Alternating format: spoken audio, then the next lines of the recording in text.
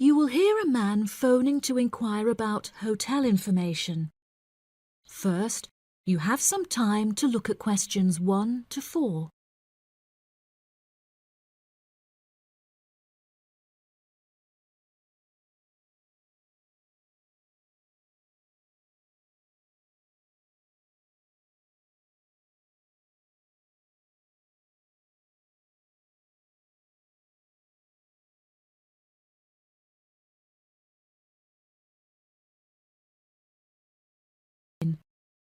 You should answer the questions as you listen because you will not hear the recording a second time.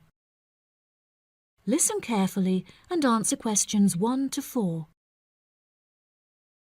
Good afternoon.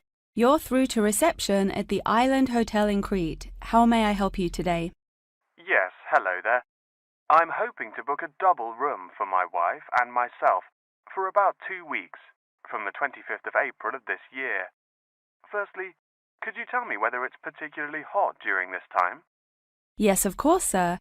During late April and early May, the daytime temperature shouldn't exceed 19 degrees Celsius. But the weather has been rather erratic and difficult to predict in recent years, so I am unable to say for certain. Okay, that sounds good. My wife doesn't like going outside when it's very hot. I haven't booked flights yet, but I must say that I'm unfamiliar with Crete and its transport system. Does the hotel provide an airport shuttle service? Yes, sir. We provide a complimentary airport pickup service for all our guests. It takes about 40 minutes to get here from the airport, but it's at least 60 minutes at rush hours. And you will be provided with a fully air-conditioned shuttle bus. Okay, excellent. In that case, do you have any rooms available for the dates I gave you? I shall have a look on the system now for you, sir. Bear with me just a moment. Yes, sir. I can see now that we have several rooms available. Would you prefer a garden view or a sea view? Well, ideally I would like a sea view room with a balcony. But of course that depends on the difference in price. Not to worry, sir. All of our standard double rooms have ensuite facilities and a balcony. If you would like one of our sea view rooms, there is a premium of €60 per night. Okay, so could you tell me the total nightly rate for a standard double room with a sea view? Yes, of course, sir. For the spring months, our rate is €216 per night. For 14 nights altogether, this will come to €3,024. Perfect. I also read on your website that the hotel has gym and spa facilities. Are there any other facilities on offer? Yes, we have a large outdoor infinity pool overlooking the ocean, with luxury sunbeds and a poolside bar. We also have 3 full-size tennis courts, where we run a popular doubles tournament, with the winner receiving 2 all-inclusive spa day vouchers. Goodness, I shall have to brush up on my tennis skills. Before you hear the rest of the conversation, you have some time to look at questions 5 to 10.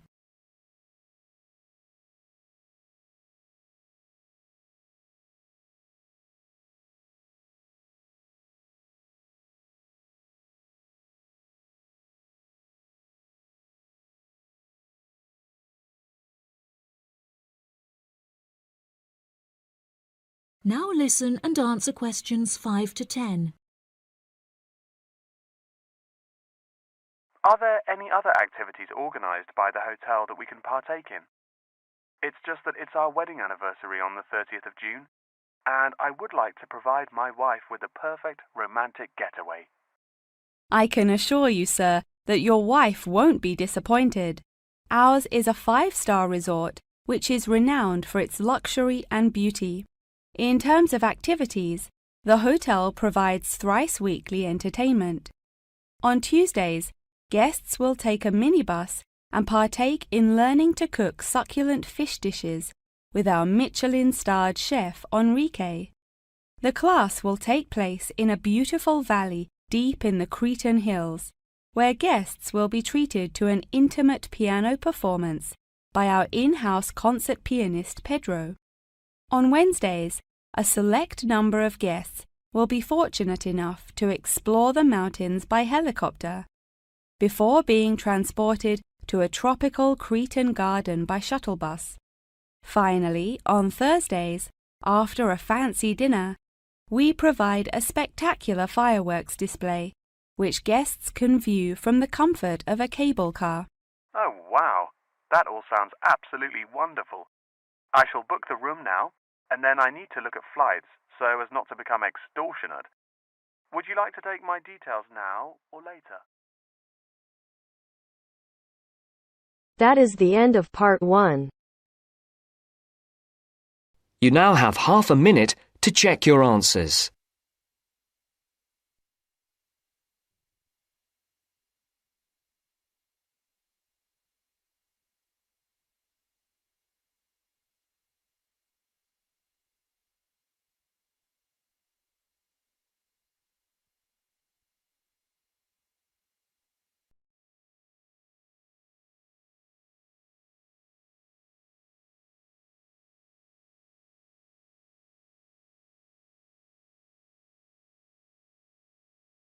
Listen to the guided tour commentary and answer questions 11 to 20.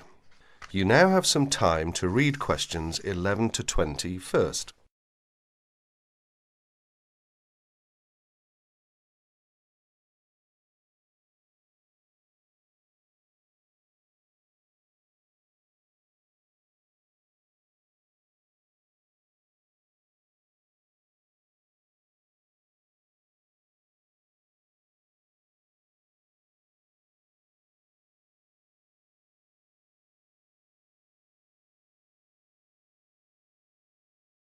Welcome to the library tour. We'll begin our tour of this level of the library here at the entrance. Then we'll go in a clockwise direction. So, first of all, over here on the left, next to the entrance, is a touchscreen information service. These computers can be used at any time to get general information about the library and how it works. In front of the touchscreen information service are the catalogues. As you can see, it's a computerized catalogue system and it's very easy to use. The catalogues are linked up to the other libraries at the university, so make sure you check which library a book is in when you are trying to locate a particular item. Next, along here on the left, we have the circulation desk for borrowing and returning books. The returns area, the place for returned books and other items, is at the end of the circulation desk, near closed reserve. Closed reserve, as most of you probably know, is a collection of books that are in high demand, so they are on restricted circulation. If a book is on closed reserve, you can only borrow it to use within the library for 3 hours at a time. Over there in the corner are the shelves for newspapers. The library has an extensive collection of local and international English language newspapers. They are kept on those shelves for 1 month and then stored elsewhere. As we continue on our tour, around to the right, this large central section is the reference section. Reference texts cannot be borrowed for use outside the library. They must be used within the library. All these shelves in the centre of this level are the reference section. Now, the stairs here on the left lead to level 2 only. On level 2 are most of the law books. To go up to the other levels of the library, you have to use a lift. Beside the stairs are the restrooms for this floor. Now, as we walk around this corner to the right, this large room on the left is the Audio-Visual Resource Centre. You can come here if you wish to listen to a tape or watch one of the library's videos. Next to the Audio-Visual Resource Centre is the photocopying room. There are 15 copiers for student use, and we've recently added a colour copier. The system for copying uses cards, not coins. You can buy a photocopy card from the technician in charge of the photocopying room, or from the information desk if he isn't here at the time. On our right, these work tables are for student use, especially for small groups to work together, or you and your colleagues can use the conference room, which is that small room there next to the lockers. You can work on group projects in the conference room without disturbing anyone, and there's a conference room on each level of the library. The round desk in front of the lockers is the information desk. If you need help using the catalogues or you need to organise a loan from another library, the information desk is the place to come. And finally, here, beside the exit doors, these two shelves contain current magazines and journals. Like the newspapers, they are kept here for a time and then stored elsewhere. OK, that's the end of the tour of this level of the library.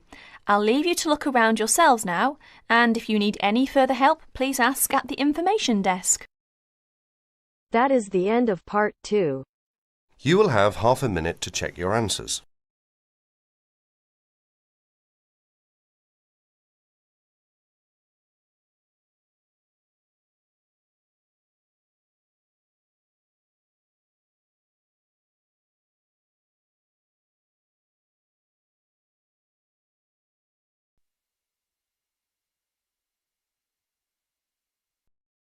Now turns to part 3.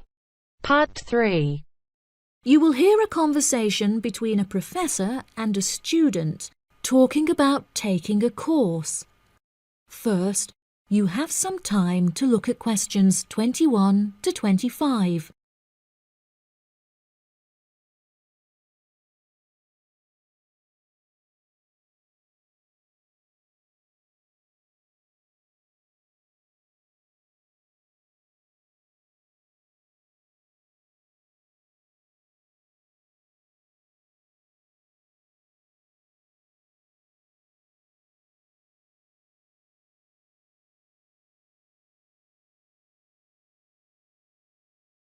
Now listen carefully and answer questions 21 to 25.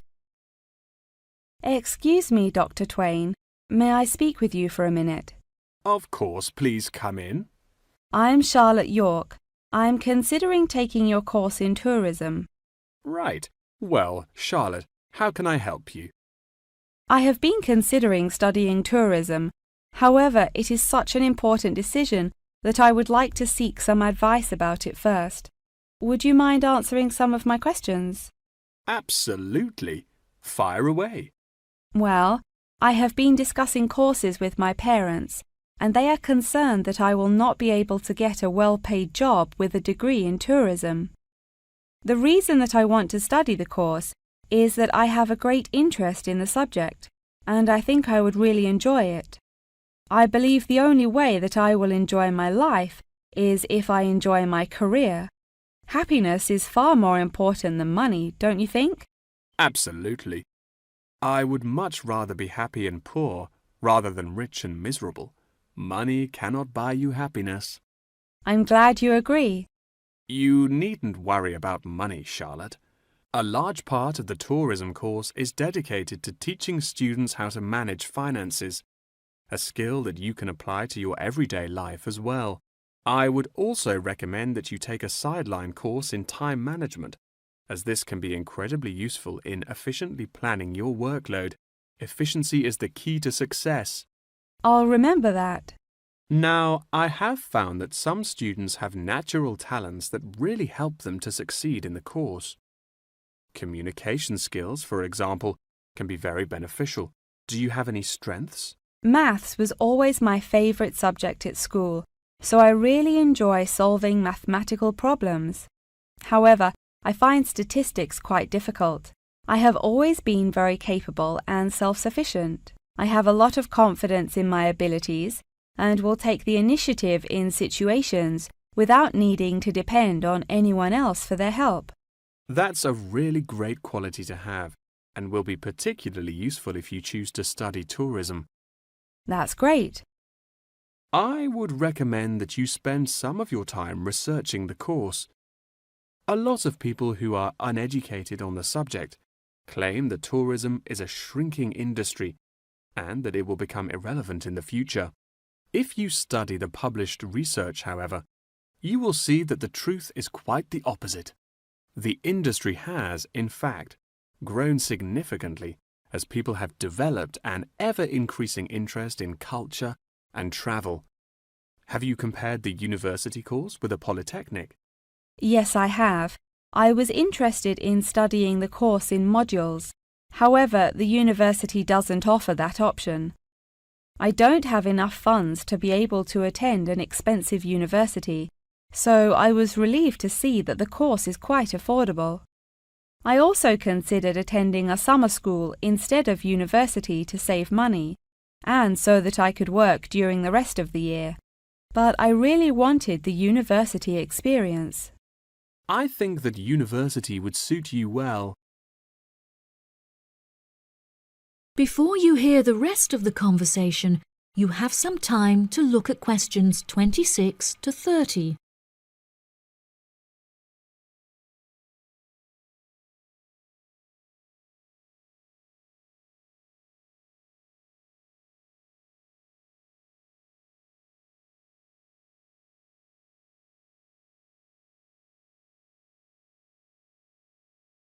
Now listen and answer questions 26 to 30.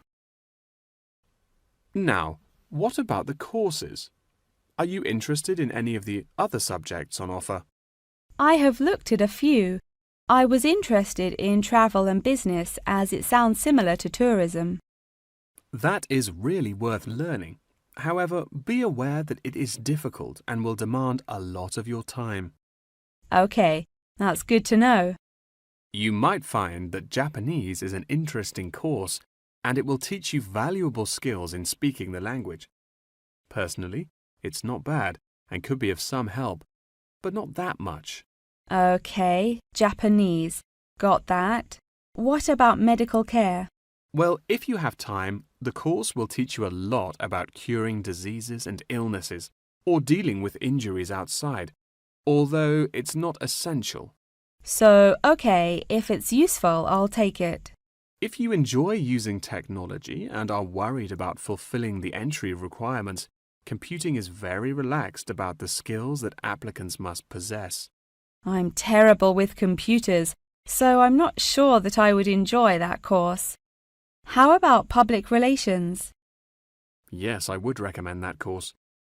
It would be related to entering the tourism industry, as it will educate you on how to approach clients and develop associations with them.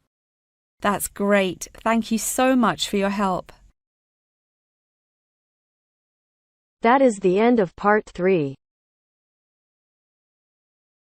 You now have half a minute to check your answers.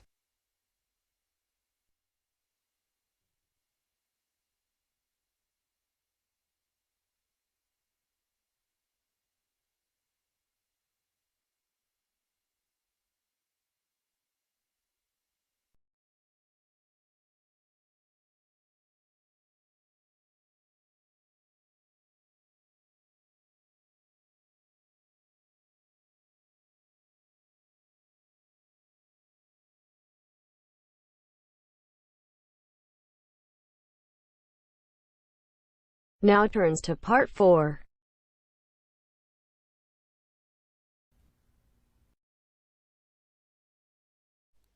You will hear a talk on bullying in the workplace given by a university lecturer to a group of students.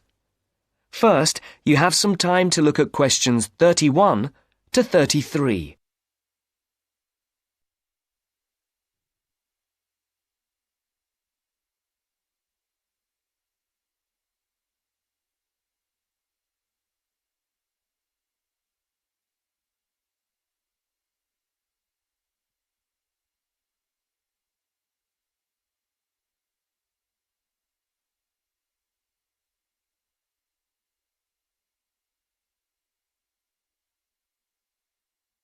Now listen carefully and answer questions 31 to 33.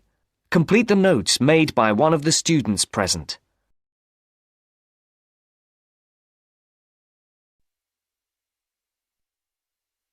Good morning. My name is Dr. Mervyn Forrest, and I specialize in management techniques and training. I've been invited here today to talk to you about the cost to the economy of bad management. And what I would like to dwell on first is an area that has recently been exercising everyone, and that is coercion in the workplace, or, to put it more simply, bullying. It has been estimated that bullying at work costs the British economy up to £4 billion a year in lost working time and in legal fees. And with the problem apparently on the increase, it is time that managers took on board what is happening. I would like to think that what is perceived as bullying is nothing more than lack of experience, insecurity, or lack of awareness on the part of managers, and not a conscious effort to attack someone, but that is perhaps a case of my being naive or over-hopeful. Before we break up into groups to look at the first task on the handout you've got, I'd like to give you a start with some of the main bullying methods that have been identified so far. Basically, what I'm going to do here is to give you examples of 1 or 2 points. Can you all read the OHP clearly? Yes? Right, off we go. Now answer questions 34 to 40.